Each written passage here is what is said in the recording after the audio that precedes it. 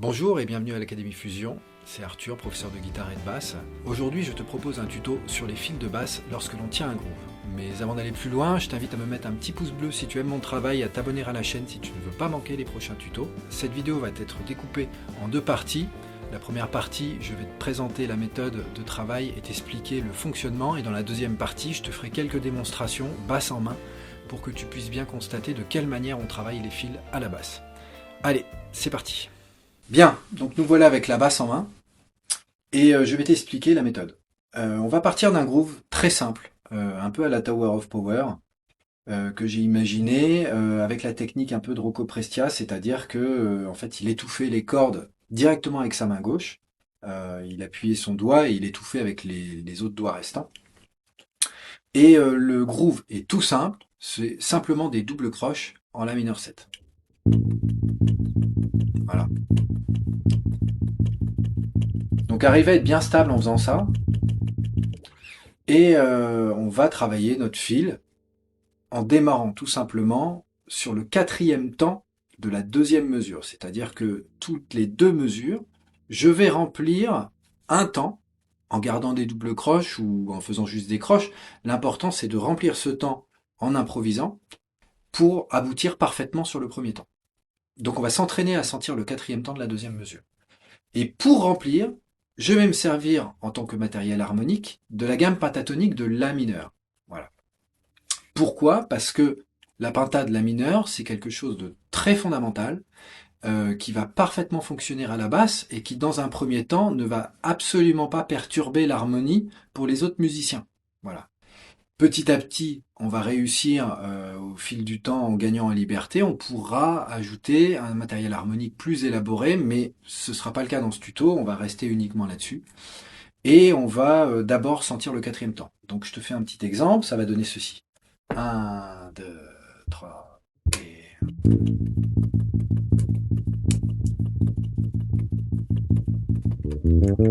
Voilà. Là, je n'ai rempli que le quatrième temps de la deuxième mesure.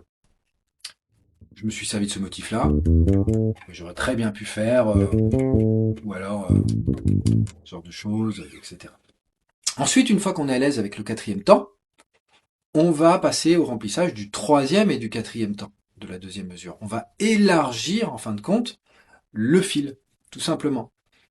La priorité numéro 1 lorsque l'on travaille ça, c'est d'aboutir parfaitement sur le premier temps. Que tu remplisses le quatrième temps, le troisième et le quatrième, toute la mesure, le point le plus important à maîtriser, c'est d'aboutir parfaitement sur ce premier temps. Donc, maintenant, en remplissant troisième et quatrième temps,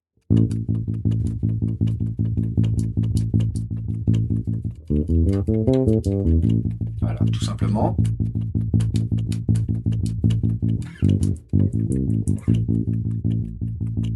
Etc., etc.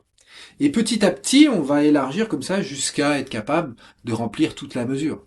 Honnêtement, à un moment donné, on ne compte plus. On a appris à bien sentir l'arrivée de ce premier temps et on peut se donner pas mal de liberté. Tant que notre premier temps tombe parfaitement bien et qu'on est avec lui, on est efficace. On ne dérange pas les autres musiciens, au contraire, on soutient et on peut créer de l'interaction avec le batteur. Les batteurs aiment beaucoup qu'on fasse des fils de basse parce que d'un seul coup, il peut y avoir des points de rencontre, ça crée de l'interplay entre les musiciens et ça peut devenir très intéressant. Je t'ai préparé deux petites démos, une à 75 BPM et une à 90 BPM. À la maison, n'hésite pas à travailler même encore plus lentement. Au départ avec juste un clic, puis petit à petit avec un backing track. Sur YouTube, tu trouveras énormément de backing track de qualité te permettant de faire cet exercice. Au départ, fais-le sur un accord, puis après tu vas pouvoir le faire sur des grilles, avec les changements harmoniques qui iront avec. Et surtout, le premier temps. C'est le plus important, visez le premier temps. Voilà, allez au travail, démo.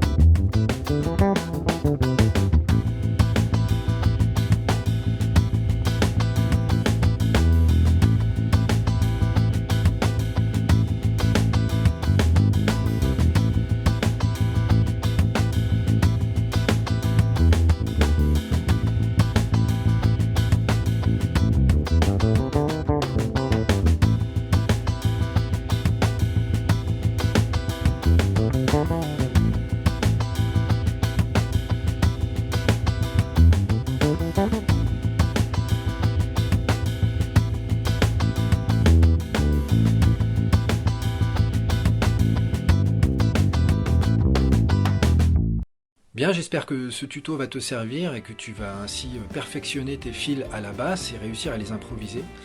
Surtout, n'oublie pas que le plus important, c'est quand même d'arriver à aboutir parfaitement bien sur le premier temps. Persévère, au départ c'est un peu difficile, mais petit à petit on gagne en liberté et tout ça devient beaucoup plus naturel. Si tu as aimé ce tuto, n'hésite pas à me mettre un petit pouce bleu sous la vidéo, ça m'aide beaucoup, et à t'abonner à la chaîne si tu ne veux pas manquer les prochains. En attendant, je te dis à bientôt à l'Académie Fusion.